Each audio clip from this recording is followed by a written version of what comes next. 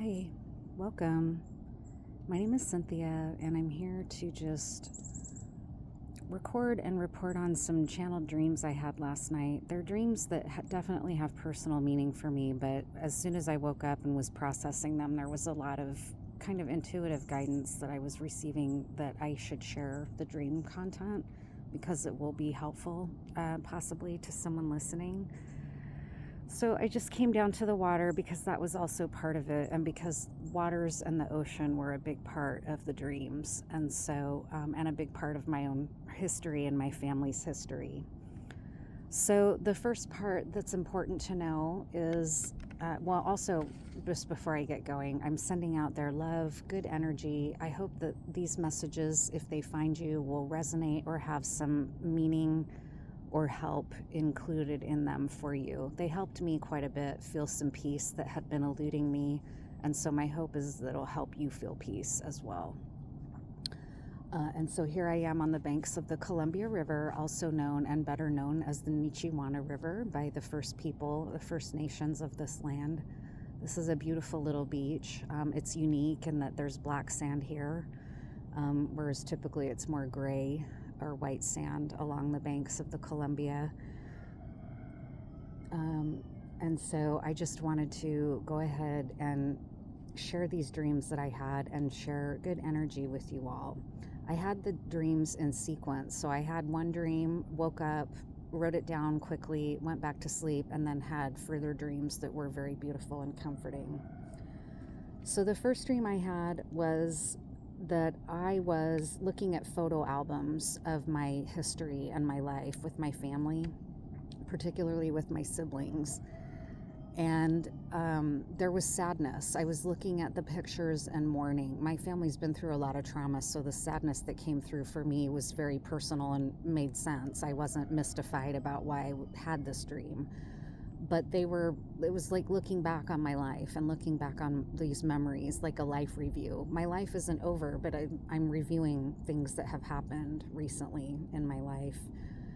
And as I was looking at these pictures, I was just feeling sad and feeling like, I know that I tried to be a good family member to these folks. I tried to love them the best I knew how with the tools I was given. I miss sometimes the protection of my parents or my dad, but I'm finding my way. There was sadness, though. I felt really sad. And it's interesting because it's like other people were looking on as well. It wasn't just me reviewing my life. It's like an audience was reviewing my life. Maybe like I was being judged based on my past actions by a wider audience. I don't know exactly why. But I was privately reviewing along with them and not sharing anything. I was just having an internal experience. And then kind of out of nowhere, emerging from watching and witnessing my life, my oldest nephew showed up in the dream, Jonathan, and he has gone through a lot of loss just like I have in his generation. He lost his very close brother, my oldest nephew. And it was a huge trauma for him, like it was for most of my family. And our family went through a time of intense bonding because of the shared trauma, but then ultimately we've found our way back into, traumatized relationships among us that, for me personally, have meant that I've had to really distance myself. And having this oldest nephew show up in my dream, it's like he was showing up to defend me. And he was showing up to say, Aunt Cynthia did a lot of good in our family, and I'm not sure why everybody's angry with her or whatever. And I don't even know that this is actually real or that everyone's angry with me. This is where I think it's partly to be helpful for you. You might be feeling sort of accused or ganged up on or called out in your family system in a way that doesn't feel fair, but sometimes you're not sure. Or maybe you think, should I do more? Could I have done more? Should I be doing more to try to make amends? Should I be trying to stay connected, or should I let it go? For me, there's been a lot of hurt that I don't necessarily feel like I need to subject myself to anymore. And so I can let that go, right? I can grieve and send love from afar to my family, which I'll always do, but I don't have to be in such proximity where I keep feeling hurt, and that's okay. It doesn't mean I'm accusing anyone. But what felt really amazing was that somebody that I love and cherish spoke out and stood up and said what they were seeing, which is, I don't know why everybody's angry with Aunt Cynthia. She's a good person, or she's tried to do good things in the world and in our family. And I can't tell you the relief that it brought me in the dream. I felt seen. I felt like someone was standing up for me, and I really needed that in the dream. So you might be feeling like you need someone to stand up for you. And the dream came through to tell you that I think someone is standing up for you. Okay, that's what I think this dream means, is that you may not be aware of it, but someone is standing up for you. It's important for you to hear that, and maybe it will bring you the relief that it brought me, because I care about how this nephew feels about me and the impact I've had in their lives. He was like a little brother to me as much as a nephew because of our age. He's not gone, but I don't see him as often anymore. He lives far away geographically. I got to talk to him, though, over the summer, and it was really wonderful to talk to him and connect and know that he was happy and safe and in a relationship that helped him feel loved and cherished, right? So that was good for me at the time and made me feel really good in my waking life that I had had that contact with him. So in this dream, this nephew came forward, or this loved one, somebody whose feelings about you care about, right? And they were standing up for you, like they were standing up for me in the dream. So it's important to know that. Then I woke up and I wrote that down because it was meaningful, and it felt like I was supposed to remember it and make note of it. And maybe I'm being stood up for too in a circumstance that will help me feel not so alone, right? So it was really beautiful, and I'm very grateful that I had that dream. It made me feel less bereaved or grieved over it all, because I cherish and love my family, and it just hurts to feel like I don't know that it can ever be fixed, right? At least my connection with them. Some of them, not all of them. I just got to clarify for any family that's listening. I'm not saying I'm leaving my family. I'm just clarifying that, I guess. So that helped. I wrote that down, and it had to do with photo albums and pictures from our life where we looked close and trusting of one another and happy. And in the dream, I remember thinking, was that all an illusion? Was I the only one that was trusting everyone and nobody else trusted anyone? There were just a lot of questions like that, reviewing the past. But that feeling of a loved one who I'm close to and whose opinion other family members respect was standing up for me. I just felt really grateful and less alone. So I hope that helps someone to know that someone is standing up for you. I believe that's why I'm supposed to share it. You might not see it. I hope you get to find out about it in the 3D. Then I went back to sleep, and at some point in the second half of the night, a totally different dream came through, but it was still relevant to me and my family. And it was really joyous and uplifting.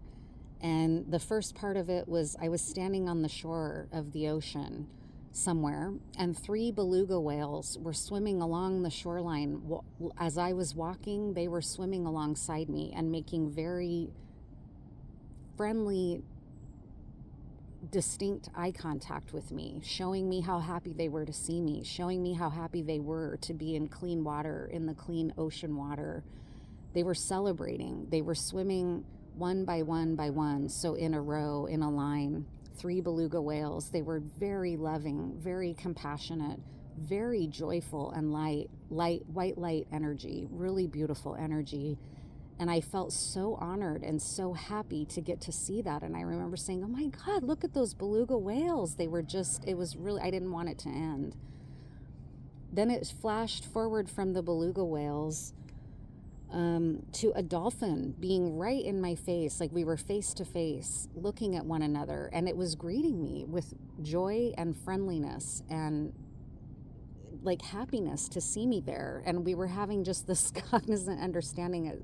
It cracks me up because it makes me think of that Melissa McCarthy scene in Bridesmaids where she was like, I had an experience, I don't know, you'll know the scene where she went down and had that connection with the dolphin. So there's something humorous about it too. But this dolphin was making eye contact with me, and it was so happy, and I woke myself up at one point talking to it because it was really an honor. I was like, hi. Like, I was just like, hi there, wow, a dolphin, like right in my face. And it was making their little sounds that they make, right, their sonic noises that they communicate with each other, and it was really cool. I felt, again, really a lot of delight and a lot of recognition, and I felt really honored that this dolphin was interacting with me like that. And then finally, in the end of the dream, I was being shown a scene, and in life I wasn't a part of the scene. I only been told about it later by my sister. It was an experience that she had at the coast in Oregon, on the Oregon coast, which is a place that we have a lot of wonderful memories with our dad. And our dad's death was really traumatizing for my family. He was really held the family together as a patriarch, and when he got sick and died, it just turned our worlds upside down, and a lot of negative sides of our family dynamics came out. Greed, mistrust, betrayal, accusations, a lot of really traumatizing things happened when he was getting sick and dying.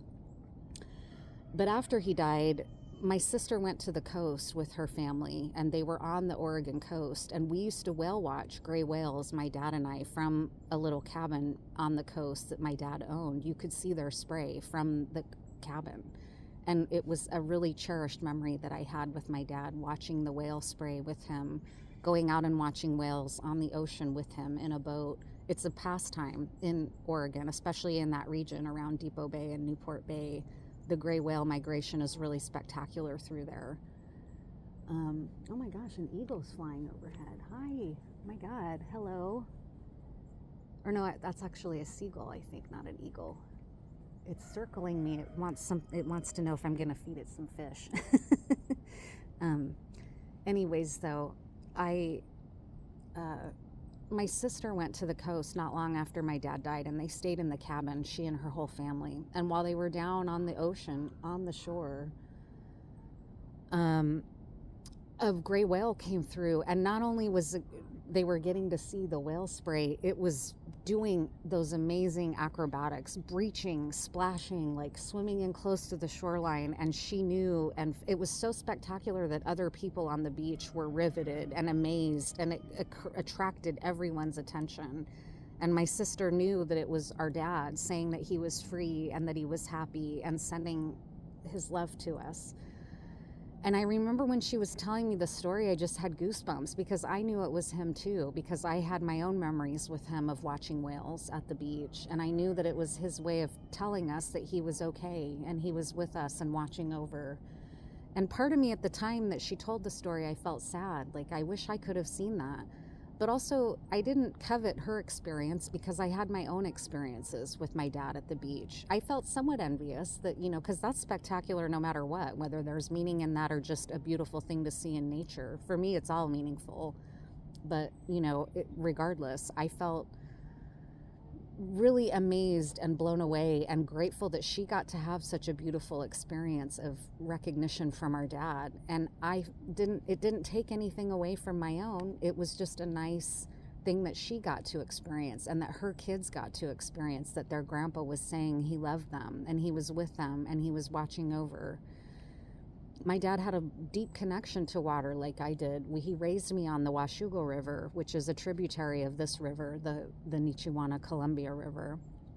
It was one of the best things he ever did was raise me there. It was a really amazing place to grow up. And I did a lot of healing from a lot of abuse that I experienced before we moved there. Not from him, but from somebody else.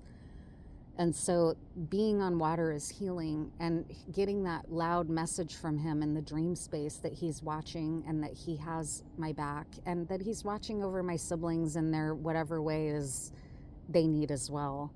But it again helped me feel not alone. Like, my dad is still with me. He sees me and knows my life and my experience, and he still loves me, and he's still here with me, and I needed it.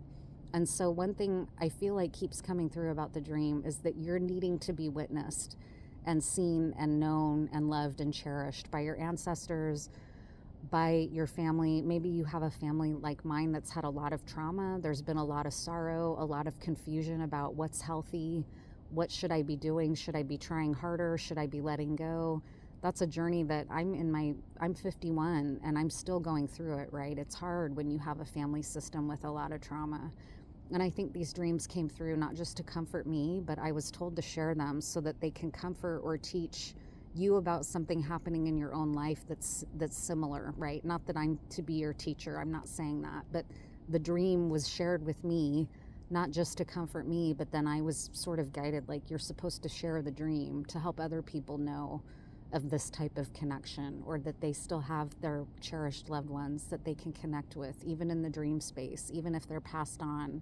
You can send your respect and love up to your deceased loved ones, your passed on loved ones, and know that they're with you and that they continue to be with you. And so that's why I wanted to come down here and honor those dreams, and honor those ocean creatures that gave me their comfort and their care and their recognition. And there was something about the oceans and the waters that we need to understand.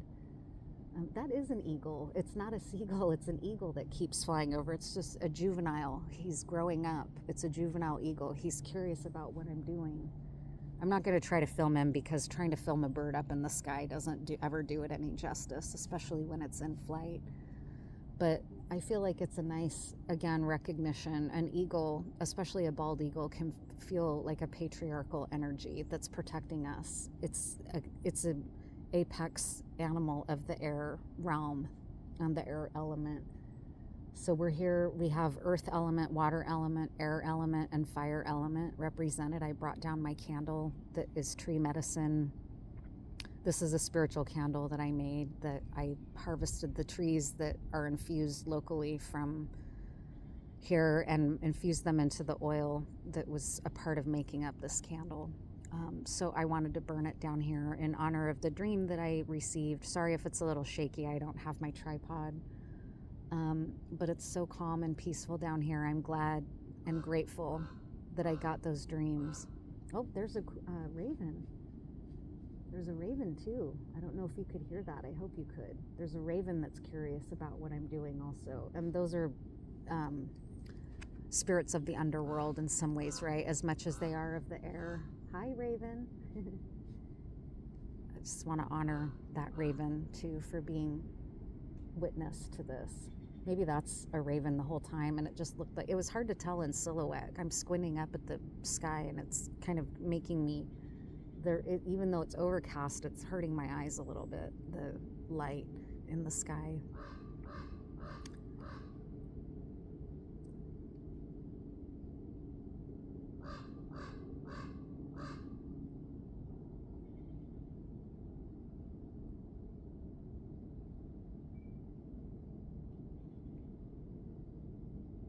So I just want to thank you for being here and for listening. I'm honored. I'm grateful to my dad for letting me know he's with me. I'm grateful to the spirit of my nephew, whether he knows it or not. He showed up in my dream and made me feel supported, whether he's aware of that or not. I just want to thank him. Oh, it looks like there's a sea lion out there in the water. Hi. Either that or, I don't know. You probably won't be able to see that, but there's one over there. There's animals here that are curious about me and what I'm doing. He could be a little nutria. I can't tell. Anyway, oh yeah, they're they're seals. They're sea lions. Sorry, sometimes I mix up terminology, but they are ocean creatures that swim upstream into the Columbia to follow the salmon runs, which are in jeopardy, right? Although through indigenous leadership, we're doing the right thing finally and doing things to truly help salmon runs recover by removing dams, not just by other weird management practices from the Corps of Engineers that don't really work, right? We're finally around here starting to listen to indigenous leadership about how to best manage the salmon that gives so much to the people. And I'm also wanted to recognize I roasted a chicken last night, and I feel somewhat like that about chickens too. They give us so much. They give people so much, and we don't treat them well in return, at least not in the Western world where we treat them as a commodity. They deserve better. So anyways, I guess that's all. I don't need to go on and on. Now I'm just getting on a soapbox, but I'm trying to respond to what's happening around me in nature and honor that. The raven that came through, the sea lions or the seals, and the whales that came to my dream. So thank you all very much, and I'll see you next time.